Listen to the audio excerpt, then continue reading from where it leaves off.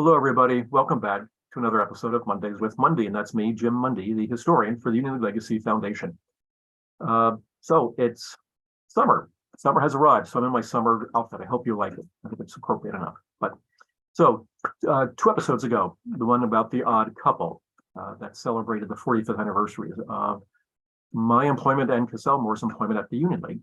We had an interview, and during it, I was specifically asked what was my favorite moment at the League, and pretty much without hesitation, I said, Richard Nixon's visit to the League in 1988, still fresh in my memory. So it was March the 28th. And by 1988, obviously, Richard Nixon's past president, but he's on the comeback trail. And he was due to give a talk in Chicago, a major foreign policy talk in Chicago.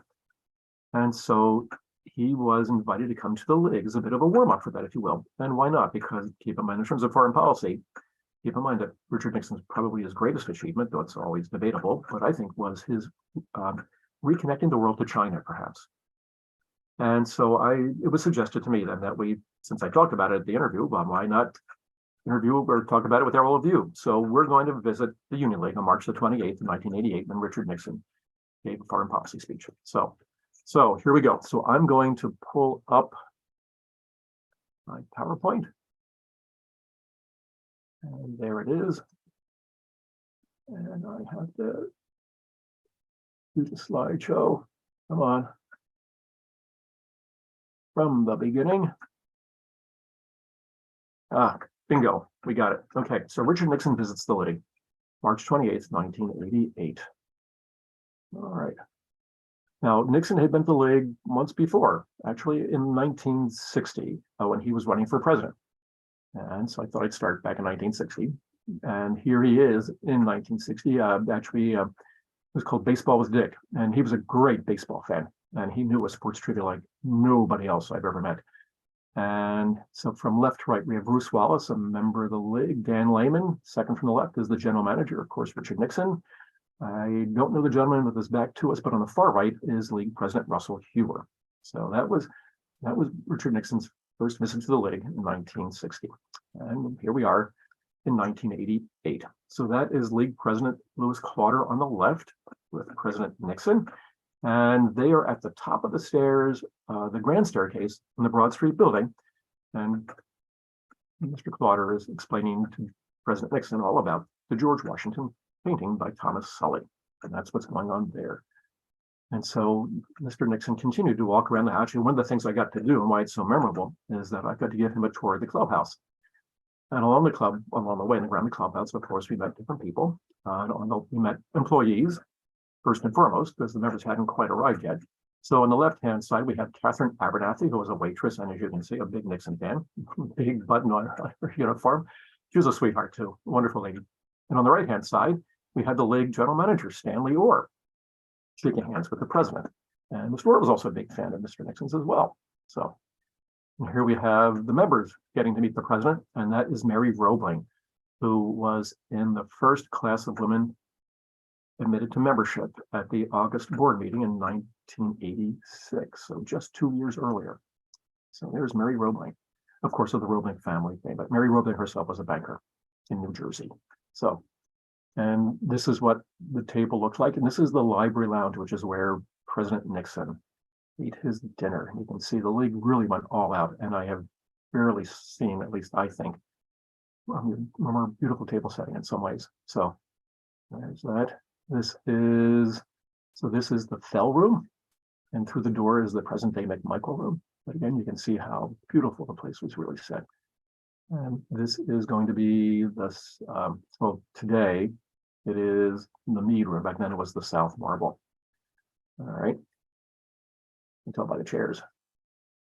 And this is the library lounge. Of course, you've got the fireplace in the background, but those chandeliers are the giveaway here. So it's always one way to figure out where you are in the League house is look for the telltale signs. All right.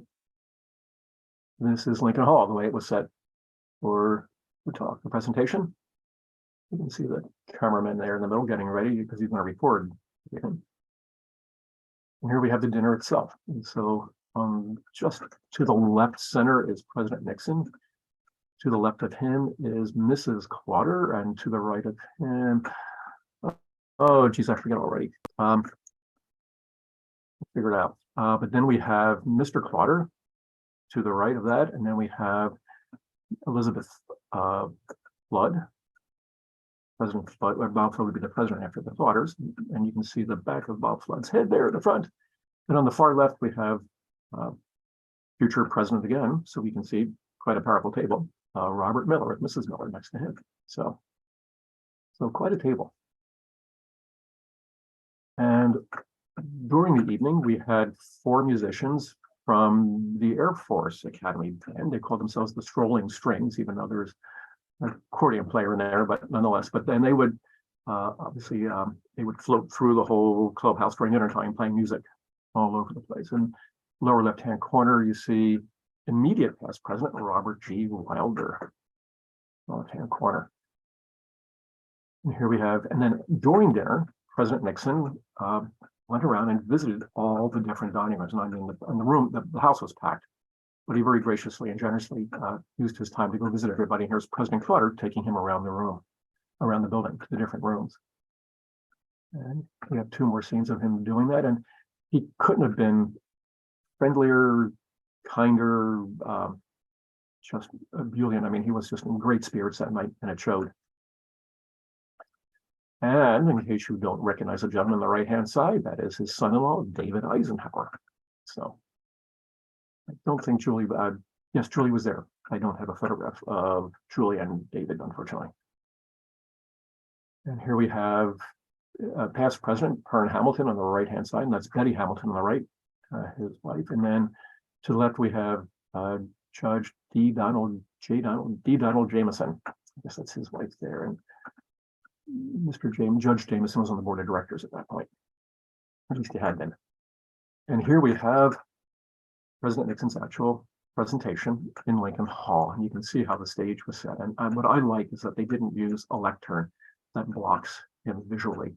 It was just what they call a broomstick mic. And I love the way he has his hand in his pocket. I mean, it was just pure Nixon all the way. So here we have a little more close-up, but you can see, I mean, he really enjoyed himself. So that was President Nixon's visit to the Union League on March the 28th, 1988. Hope you enjoyed it. So thanks for watching. As always, we really appreciate your patronage and your support. And we'll see you in 2 weeks. So in between, enjoy the weather. It's getting nicer and nicer. I think the rain is over, so get out and have some fun in the sun. Goodbye, everybody. Take care.